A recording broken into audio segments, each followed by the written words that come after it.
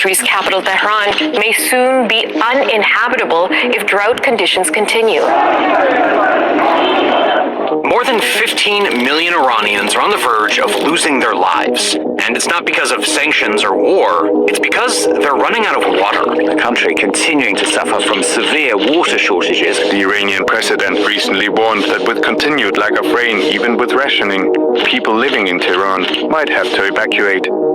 If it doesn't rain in the next 2 or 3 weeks, Tehran might literally have to be evacuated. I'm not exaggerating. This statement is coming straight from the Iranian president himself.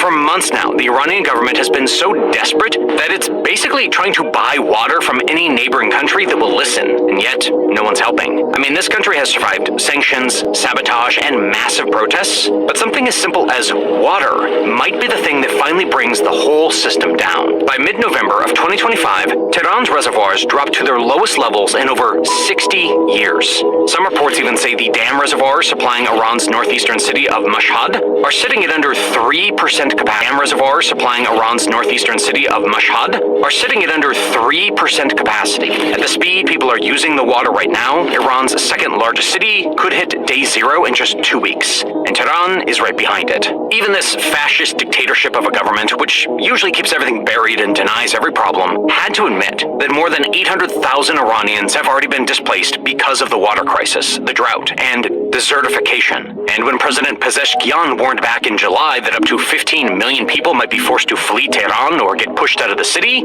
everyone thought he was just exaggerating. But now that warning is starting to look very real.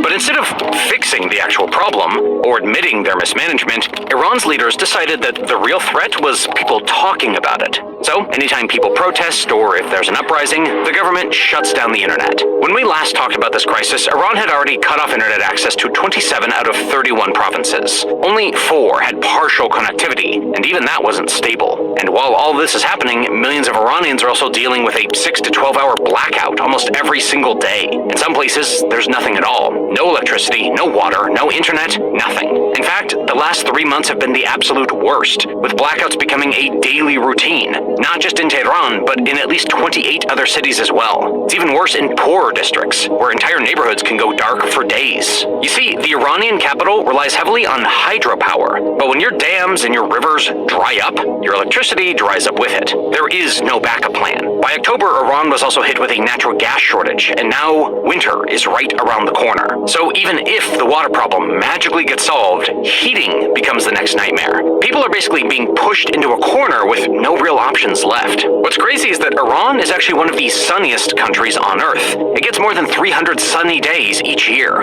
If they wanted, they could have been installing solar years ago. But instead of building massive solar farms or renewable energy infrastructure, they've spent billions building missiles and enriching uranium. Right now, solar and other renewable energy sources make up just 0.7% of their entire national energy generation. That's basically nothing. Despite how serious this water crisis is, and despite decades of warning, Iran still spends almost 7 times more on its military than on renewable water projects. The truth is, the Islamic regime built its entire system without ever thinking about what would happen if something went wrong. There was never a plan B. Not for water, not for electricity, not really for anything. Take electricity, for example. Iran doesn't rely on nuclear power plants, which might honestly be a blessing. The last thing you want is a radical regime handling anything nuclear. But even beyond the politics, nuclear plants drink water like crazy. I'm talking billions of gallons a day just for cooling. For a country that can't even provide basic drinking water right now, that would be impossible. But even without nuclear reactors, Iran's regular thermal power plants, the ones running on oil and gas, also need huge amounts of water. So when the water ran out, electricity naturally crashed with it. No water means no power, no irrigation, no agriculture. And once power begins to be cut, factories slow down, jobs disappear, food prices shoot up, and the whole system starts collapsing from the inside. I mean, this last summer was the perfect example. In June, while Iran was busy launching hundreds of missiles and rockets at Israel, the country itself was suffering through one of the worst droughts in its history. In fact, 2025 has now become the 6th consecutive year of drought. Things have gotten so bad that several power grids had to be shut down just to stretch whatever electricity they still had. Imagine millions of people stuck in temperatures over 45 degrees Celsius without electricity, facing brutal sandstorms and non-stop heat waves. Some regions even hit 50 degrees Celsius. That's 122 in freedom units. Every single year, Iran records more than 1,700 heat-related deaths. That's almost 5 times higher than in other places that deal with similar extreme temperatures. Over the years, Iran has become more and more unlivable. And now with this deadly water shortage hitting its peak, 2025 might genuinely be the breaking point. Not just for Tehran, but for several other provinces as well. At this point, it's safe to say Iran is completely at the mercy of nature. The collapse of Lake Urmia was perhaps the most iconic sign of how bad Iran's water disaster has become. This lake used to be the Middle East's largest saltwater lake, but look at it now. In just 2 decades, it has lost about 95% of its entire area. Years of back-to-back droughts, more than a dozen dams choking the rivers that feed it, and endless over-extraction of water for pointless projects completely drained it. What's left today isn't even a lake anymore. It's basically a white salt flat. And the thing is, once a water source collapses, it's almost impossible to bring it back, especially underground aquifers. When they're gone, they're gone. I'll talk more about that in the video later, but first, let's understand how Iran even ended up here. Now, Iran never had a lot of water to begin with.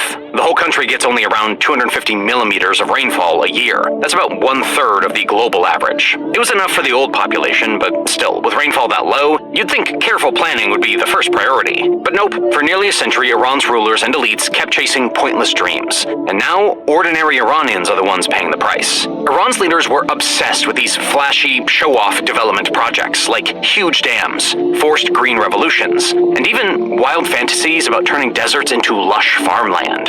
And sure, all of that sounds pretty impressive on paper, but when you look at Iran's actual geography, none of it makes any sense. It's like trying to build a ski resort in Dubai. Sure, you can forcefully build it into existence, but the amount of energy, water, and maintenance you burn through is ridiculous. Yes, that's exactly how Iran behaved. If the rulers wanted a ski resort, they'd do anything and everything to make it happen, no matter how unrealistic or destructive it was for the country. Under the last Shah, Mohammad Reza Pahlavi, especially in the 1960s and 70s, he became completely obsessed with copying the United States. Big American projects like the Hoover Dam and the Tennessee Valley Authority absolutely captivated him. Back in the 1950s, the Shah even went as far as hiring an American company led by former officials from the Tennessee Valley Authority to redesign the entire water system of Iran's fertile Khuzestan province. The TVA had turned some of the poverty-stricken areas in the United States into productive farmland using dams, and the Shah became obsessed with recreating that same miracle in Iran. The Americans ended up helping Iran build the Karun River Development Plan, which later produced the Shahid Abbaspur Dam, a massive concrete arch dam that became one of the largest power and irrigation projects in the Middle East at that time. For a moment, it actually worked.